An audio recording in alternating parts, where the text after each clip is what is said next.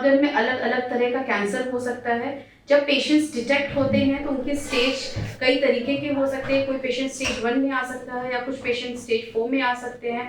तो कैंसर किस तरीके का है, पेशेंट का एज क्या है, कैंसर का स्टेज क्या है, ये सभी फैक्टर्स को मिला के फिर ये डिसाइड होता है कि पेशेंट में किस या किन किन मोडालिटीज की आवश्यकता पड़ेगी ट्रीटमेंट के लिए।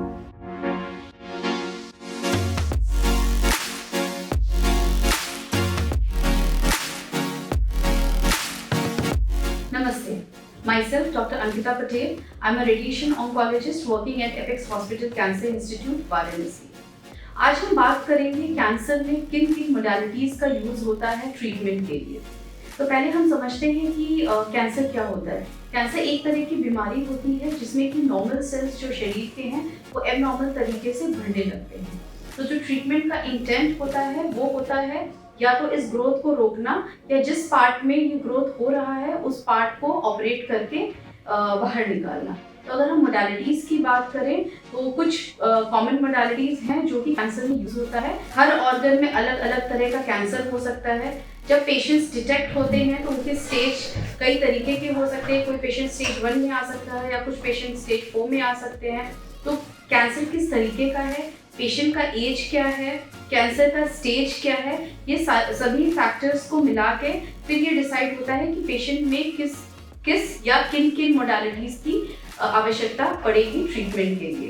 तो अगर हम मोडालिटीज की बात करें तो पहली जो मोडालिटी होती है वो होती है सर्जरी, जिसमें कि कैंसर ग्रसित टिश्यू को या कैंसर ग्रसित ऑर्गन को ऑपरेट करके बाहर निकाला जाता है। जैसे कि मैं एग्जांपल देना चाहूँगी सीए ब्रेस्ट की, मतलब स्तन कैंसर की।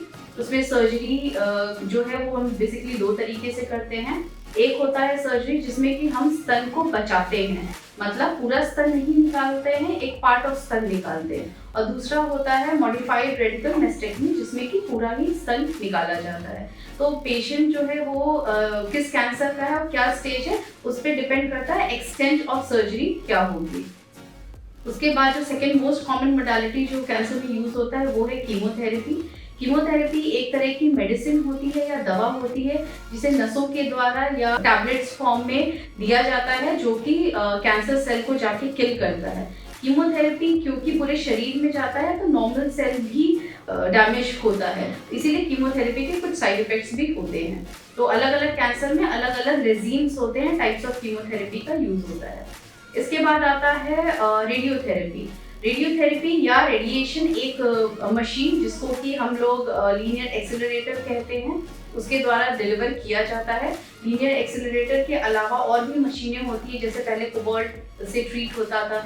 इसके अलावा आपका प्रोटॉन थेरेपी हो गया। तो इस तरह की बहुत सारी एडवांस मशीनें आ गई हैं जिससे कि हम रेडिएशन देते हैं और कैंसर टिश्यू को या अगर माइक्रोस्कोपिक कहीं स्प्रेड है तो उसको किल करते हैं। इसके बाद हम बात करेंगे हार्मोनल थेरेपी की। कुछ कैंसर्स जैसे कि ब्रेस्ट कैंसर हो गया, प्रोस्टेट कैंसर हो गया, ये सभी हार्मोन डिपेंडेंट कैंसर है। तो इनके ट्रीटमेंट में हम हार्मोन थेरेपी का प्रयोग करते हैं। इसके बाद आता है टारगेटेड थेरेपी। तो हर ट्यूमर टिश्यू के ऊपर कुछ टारगेट्स, कुछ मार्कर्स होते हैं। तो जब भी पेशेंट के कैंसर जो ऑर्गन है उसे जब भी हम बायोप्सी लेते हैं तो वो बायोप्सी के लिए जो टुकड़ा लिया गया उसे हम एडवांस टेस्ट के लिए भेजते हैं और उससे ये पता चलता है कि मार्कर्स क्या क्या हैं। जैसे कि अगर ब्रेस्ट की बात करें तो उसमें ER, PR, HER2 ये सारे मार्कर्स हम देखते हैं, जिसमें कि HER2 जो है वो एक तरीके से टारगेटेड थेरेपी का टारगेट होता है। तो अगर ब्रेस्ट कैंसर का पेशेंट HER2 पॉजिटिव है तो उसमें टारगेटेड थेरेपी दिया जाता है। इसी तरह आपका लंग कैंसर हो गया, उसमें भी टारगेटेड थेरेपी का यूज होता है। टारगेटेड थेरेपी की सबसे अच्छी बात होती है कि इसके साइड इफेक्ट्स कीमोथेरेपी के कंपैरिजन कम होता है और स्पेसिफिकली कैंसर टिश्यू को ही टारगेट करता है। इसके अलावा इस समय जो एक बिग वे में आया है ट्रीटमेंट वो है इम्यूनोथेरेपी, जो कि बेसिकली लंग कैंसर में बहुत अच्छा रोल है। इसके अलावा आपका यूरिनरी ब्लैडर, मुंह का कैंसर, बहुत सारे कैंसर्स में इम्यूनोथेरेपी का बहुत अच्छा रोल रिसर्चेस में अभी दिखा है और क्लिनिकल यूज भी हो रहा है और लंग कैंसर में काफ़ी अच्छा रिजल्ट है। इम्यूनोथेरेपी का मेन जो मैकेनिज्म ऑफ एक्शन होता है वो शरीर की इम्यूनिटी को इन्हांस कर देता है कि वो कैंसर सेल्स को किल करे। तो ये हैं कुछ कॉमन मोडालिटीज़ जो कि कैंसर के ट्रीटमेंट में यूज़ करते हैं।